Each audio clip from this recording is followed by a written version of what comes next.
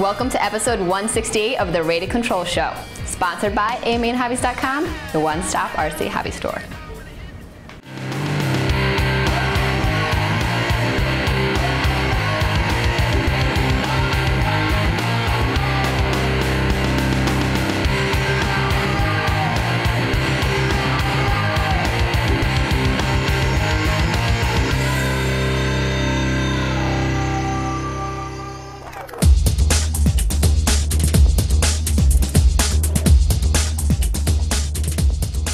Hey, this is Stephen Best with RC Car Action Magazine. I'm out here at Revelation Raceway today doing a photo shoot on the new Team Associated B4.1 World Championship car. Obviously, this is not where I'm going to test this car. I'm probably going to test it at Hot Rod Hobbies as well as some indoor tracks. But just to give you an idea of what this thing's all about, the new kit has an 8mm extended chassis to make the car a little bit more stable. It has a new Proline Bulldog body with the extended body to fit the new chassis. And it also has 0-degree aluminum rear hubs, factory team rear hubs. In other words, this is a completely loaded car. In addition to the 0-degree rear hubs, this car also has a factory team rear ballast weight to give it a little bit more rear traction. And it comes with the world's winning setup, which is what Ryan Cavallari used to win the two-wheel drive IFMAR World Championship. In other words, this is the car that Ryan won the worlds with. If you want to drive what he drove, this is it. So stay tuned to rccaraction.com. We're going to have some action footage for you. We'll have setup sheets online that you can download. And I'll probably even write a little bit of a blog about this because it's been a while since I've run two-wheel modified. This is what I started with many years ago. It's kind of cool that the class is making a comeback. And I'm anxious to get back into the class with the B4.1 Worlds Edition. Read all about the Team Associated B4.1 Factory Team Worlds Car two-wheel drive in the September issue of Rated Control Car Action Magazine. Hey, I'm Julie, and here's this week's social media update. Win 125 mile-per-hour E-Flight Habu 32 in our latest Model Airplane News Facebook giveaway. To enter, just head over to facebook.com/modelairplanenews right now and click the icon. Tell us in 100 words or less how long you've been into RC and what got you started. Submissions must be in by July 25th. We look forward to hearing from you. If you're a fan of giant scale RC fighters and bombers, then you'll definitely want to check out our exclusive coverage of Warbirds over Delaware. Model Airplane News editor Jerry Yersh headed down to this amazing gathering of heavy metal warbirds to grab all the action. Here's Jerry on the flight line.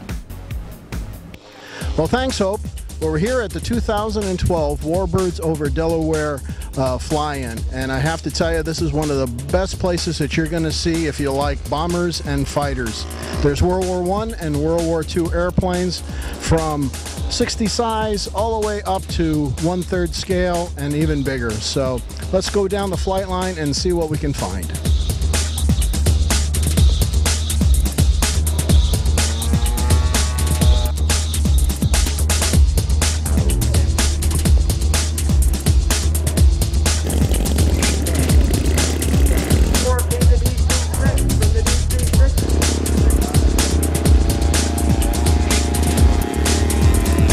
I've always said that at Warbirds over Delaware, you just don't know who you're going to run into or what you're going to see. And just down the runway here a little bit, we run into our good friend, Matt Chapman. Of course, he's a full-size aerobatic pilot and known by many people in the RC industry as a really good RC pilot. So, how you doing, Matt? Doing really well. It's good to be here. Good, good. I see you got a really nice-looking airplane. Can you tell us a little bit about what you're flying this Yeah, thing? I've got a Zeroli Beach 18, D18, done up in the Confederate Air Force paint scheme. Fellow up in Rhode Island built it. Lenny Haskell, a real master builder, did a beautiful job. I've had the airplane now, I think, 4 years. I've got a bunch of flights on it. I've crashed it twice, resurrected it, brought it out to Warbirds to put a couple more flights on it. Excellent. Well, it looks beautiful. What are you using for engines? I've got two Zenoa G38s. Yeah, that's what the plans call for. It powers it very nicely. Using Futaba radio gear in it, high-end digital servos, and I fly a 12Z under the FAST system. Robart retracts and air system, so it's a lot of fun. Last year I modified it and put retractable landing lights under the wing and nose lights on the nose, so it's pretty cool. Excellent. Well, thank you very much. Like I said, we don't know who we're going to run into, and it's just one of the many surprises here at the Warbirds over Delaware. Thanks a lot.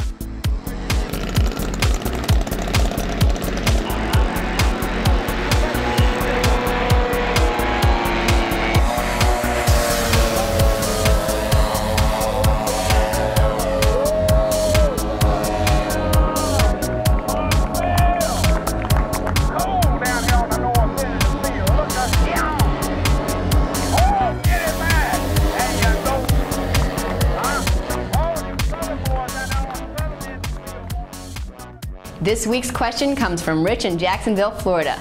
He writes, "Hey guys, I'm just getting into short course racing. What advice can you give me to get ahead of the game?" Hey Rich, I'm here at the track. The mall? The running of the bulls! Mount Rushmore. I'm here at the studio. The best advice I can give you is the same thing I tell everybody. When it comes to qualifying, remember that you're racing the clock, not the other vehicles on the track. Run your laps as consistently as you can, lap after lap.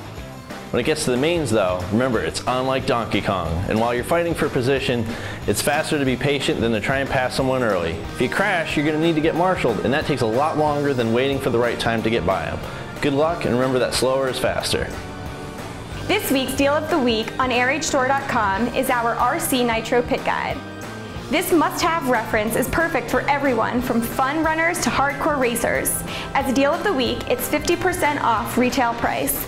Deals of the Week will run from Friday to Friday when a new deal will be unveiled.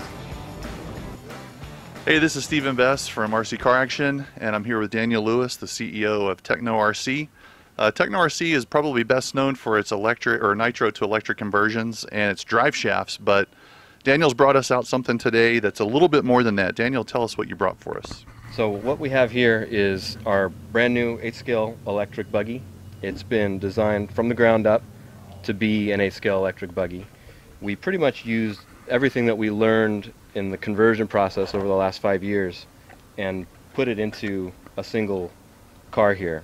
The main thing that I would say that's different, that differentiates this car from all the others, is how narrow it is and how the weight is distributed. It's very close to center, it's very forward sitting, so the car is going to carry a lot of corner speed, it's going to jump really well, and it's going to also transition left to right extremely well. So those are the main things that set it apart. Again, the suspension package is completely new, front and rear. Everything on this car we designed. Right, so just to be clear so that everyone understands, this is a ground up original car. This is actually your car, this isn't a conversion. This is something that you've built from like a clean sheet. Yeah, we've actually been working on it for a couple of years, and we always had the idea of making our own car, and after the V4 conversions were out and we kind of figured out that we had probably gone as far as we could with other manufacturers' cars, it was time to really get serious about designing our own and becoming a full-fledged car manufacturer. So that's what we've done, and so far the buzz has been incredible, and the results obviously are really good, and we're really happy with the direction we're going. Head to your local hobby shop or newsstand for the September issues of Radio Control Car Action and Model Airplane News. Or get your tablet or mobile edition now on AirAgeStore.com, iTunes, or BarnesandNoble.com. Thanks again for joining us on the Radio Control Show, and we'll see you next time.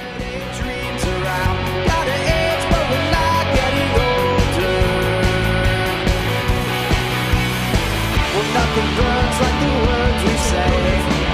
Nothing hits like the games we play.